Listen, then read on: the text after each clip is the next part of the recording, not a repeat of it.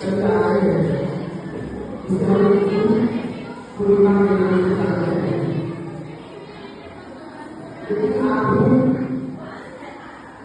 कार्य गुरु परंपरा का प्रचलन होने के बाद शिक्षक दिवस के रूप में 5 सितंबर को मनाया जाता है।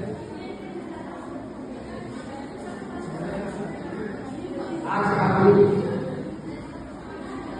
हम सब लोग अपने गुरु का और कृतज्ञता व्यक्त करने का मन करें। जो शिक्षक हमें बच्चे छात्र दे रहा है और बच्चे को छात्र को ऐसे गुरु का सम्मान करना, आदर करना और उनके चरणों में झुकाना हमारी परंपरा का हिस्सा रहा है, जो हम सब लोग पसंद करते हैं।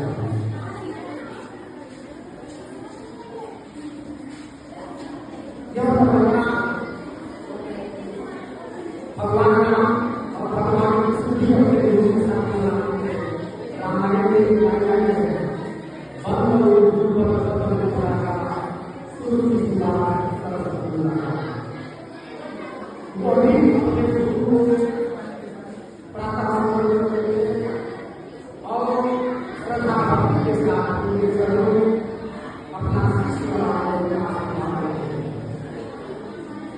यदि आप अपने गुरु को आदर करते हैं, प्रणाम करते हैं, आपको आयु, विद्या, यश और बल। अगर आपको नाम करने से या चार चीजें मिलती है तो हमको अपने गुरु अपने शिक्षक को प्रति प्रदान करना है।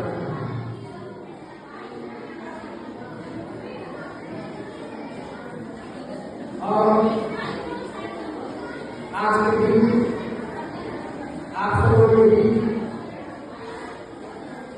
आपके गुरु द्वारा विभिन्न प्रकार के पद्धति को प्रस्तुत किए जाएंगे। एक बहुत बड़ा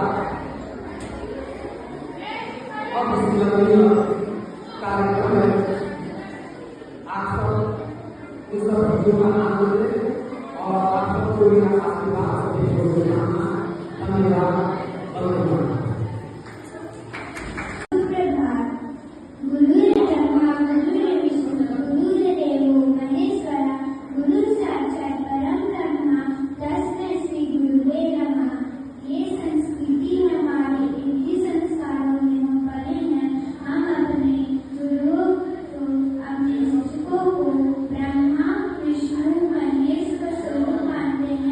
ऐसे ही गुरुओं को नमन करते हुए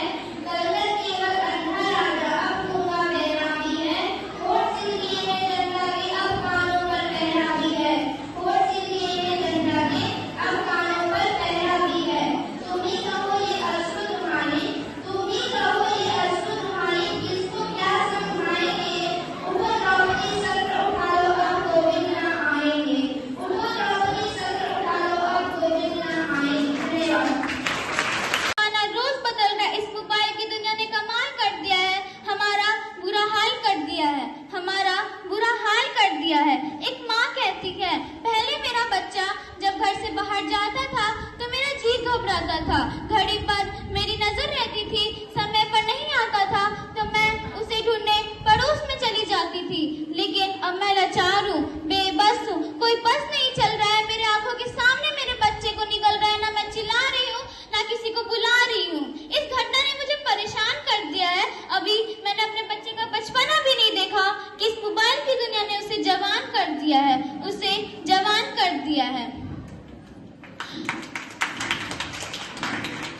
दुनिया तूने भी क्या अजीब परोसा है, दुनिया तूने भी क्या अजीब परोसा है।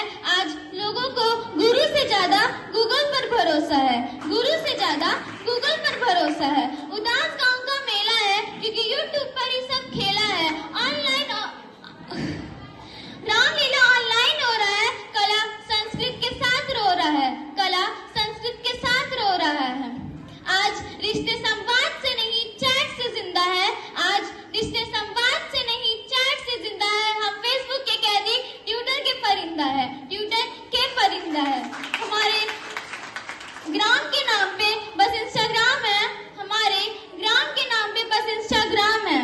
दुनिया क्या तेरे इस बदलते रंग को हम ऐसा भी सोच सकते हैं, दुनिया क्या तेरे इस बदलते रंग को हम ऐसा भी सोच सकते हैं। क्या वीडियो कॉल पे एक दूसरे के आंसू पोंछ सकते हैं, क्या एक दूसरे के आंसू पोंछ सकते हैं। क्या कोई यंत्र इसे अपने भीतर समा सकता है, क्या कोई यंत्र इसे भीतर समा सकता है। विज्ञान ने हमें तरक्की दी है, आगे भी दृष्टिकोण से चलना पड़ेगा। पर एक बात कहूँ, विज्ञान को भी हमारी इस अवस्था का सम्मान करना पड़ेगा, सम्मान करना पड़ेगा। इस मोबाइल ने हमारा सुकून छीना है, हमारे संस्कार छीने, एक साथ बैठ के बात करने वाला परिवार छीना है, परिवार छीना है। हुजूर, ये जो सोशल मीडिया है इसने आपसे बहुत कुछ छीन लिया है। अगर अब भी चाहते हो कुछ बचाना तो इस मोबाइल की दुनिया से थोड़ा दूर रह जाना, थोड़ा दूर रह जाना। धन्यवाद।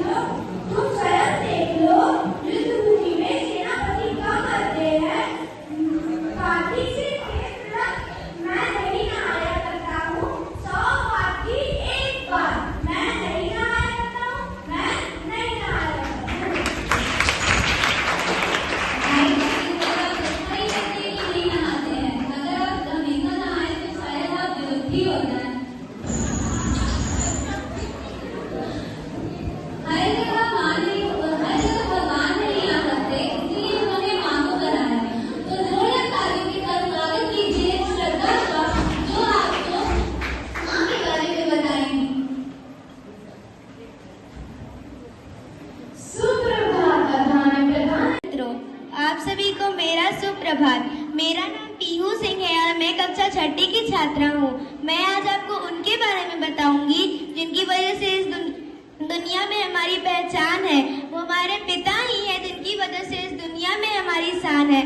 मैं आज आप सभी के सामने हमारे पिता के ऊपर एक कविता प्रस्तुत करना चाहती हूँ। कभी अभिमान तो कभी स्वाभिमान है पिता, कभी अभिमान तो कभी स्वाभिमान है पिता, कभी धरती तो कभी आसमान है पिता, कभी धरती तो कभी आसमान है पिता। जन्म दिया है अगर माँ ने, जन्म दिया है अगर माँ ने, जानेगा जिससे जग वो पहचान है पिता, वो पहचान है पिता। माँ अगर कभी कंधे पर बिठाकर बिठाकर मेला दिखाते हैं पिता, कभी कंधे पर बिठाकर मेला दिखाते हैं पिता, कभी बन के घोड़ा घुमाते हैं पिता, कभी बन के घोड़ा घुमाते हैं पिता। माँ अगर पैरों पर चलना सिखाती है तो पैरों पर खड़ा होना सिखाते हैं पिता, पैरों पर खड़ा होना सिखाते हैं पिता। कभी हंसी और खुशी का मेला है पिता, कभी हंसी और खुशी का मेला है पिता, कभी कितना तन्हा और अकेला है पिता, कभी कितना तन्हा और अकेला है पिता। कभी ख्वाब को पूरा करने की जिम्मेदारी है पिता, कभी ख्वाब को पूरा करने की जिम्मेदारी है पिता, कभी आंसुओं में छिपी लाचारी है पिता, कभी आंसुओं में छिपी लाचारी है पिता। धन्यवाद। कवि सम्मेलन का कार्यक्रम यह एक बौद्धिक ज्ञान के साथ साथ दिमाग की परिपक्वता को भी प्रदर्शित करता है। कविता के माध्यम से हम अपने समाज में हो रहे विभिन्न तरह की क्रियाकलापों, घटनाओं और भविष्यवाणियों को हम लोग कविता के माध्यम से रखते हैं। तो बहुत अच्छा लड़कियों ने प्रदर्शन किया, इसीलिए हमको यहाँ आकर के बच्चियों को मनोबल को बढ़ाने के लिए दोबारा स्टेज पर आना पड़ा। सभी बच्चियों को बहुत बहुत आशीर्वाद और सबको बहुत बहुत धन्यवाद। लेकिन लड़के जो हैं, देखो आजकल लड़कियां कितना अच्छा प्रदर्शन कर रही हैं और लड़के पप्पू बन के बैठे हैं। इनको लगता है कि केवल हमको बाहुबल दिखाना और झूठ मूठ के इमेजिनरी वर्ल्ड में अपने आप को गोल गोल घुमाए रखना ही जिंदगी है। नहीं, जिंदगी जीने के लिए हमारे अंदर विभिन्न तरह के स्किल होना चाहिए। कविता के माध्यम से आप स्पीकिंग स्किल और अपनी बौद्धिक स्तर को आप विकसित करते हैं। तो आप सब अगली बार से हमें सभी बॉयज स्टूडेंट से भी आग्रह है वो कवि सम्मेलन में जरूर भाग लें। कवि सम्मेलन आपकी बौद्धिक क्षमता को, आपके ज्ञान को, आपके स्मरण शक्ति को बढ़ाएगा, आपके सोच को प्रदर्शित करेगा। तो आप विभिन्न तरह के आयामों को लेते हुए, जैसे आप अभी देखे होंगे कुछ लोग माताओं के ऊपर, कुछ लोग वीर रस का प्रदर्शन, कुछ लोग भ्रष्टाचार पर प्रदर्शन अपना कविता के माध्यम से की लड़कियां। ये बहुत ही अच्छा रहा और अगले बार आशा करते हैं कि हमारे बच्चे इससे भी और ज्यादा कार्यक्रम को मनोहर और मनोरंजक बनाएंगे। तो सभी को यह सीख है कि आप कवि सम्मेलन का जो कार्यक्रम टीवी में जो बड़े बड़े एक्टर लोग करते हैं, आप लोग जो डांस वगैरह या अन्य क्रियाकलाप देखती हैं, आप बीच बीच में कवि सम्मेलन के कार्यक्रम को जरूर देखिए। इससे क्या होगा कि आपका सोचने का, आपको कोई एक्टिंग को थ्रो करने का वे क्या होगा आपको समझ में आएगा। यह एक पढ़ाई है। भविष्य में कौन क्या बनेगा कोई नहीं जानता है। कौन पोएट बनेगा, कौन वकील बनेगा, कौन डॉक्टर बनेगा, कौन पुलिस बनेगा, आई डोंट नो। लेकिन इससे आपका स्किल डेवलप हो रहा है, आई नो। तो आप अपना स्किल को कविता के माध्यम से बढ़ाइए। और हमारी तरफ से जो शिक्षिकाएं इनके लिए मेहनत की, इनको इतने दिनों से ट्रेनिंग दी, सभी शिक्षिकाओं को, गीता जी को, सुनीता जी को भी बहुत बहुत दिल से धन्यवाद और आशीर्वाद। सबको शुभकामनाएं। जय हिंद।